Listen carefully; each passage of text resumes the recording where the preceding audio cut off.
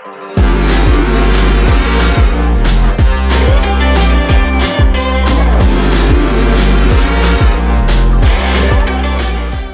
it always makes me nervous. It was a stressful day limbing out that one that's left up there.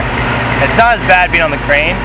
The crane keeps things a lot more consistent and stable, and I'm not actually having to go through the energy to get to those heights, so I'm a little bit more relaxed when I'm up there, but it's still unnerving.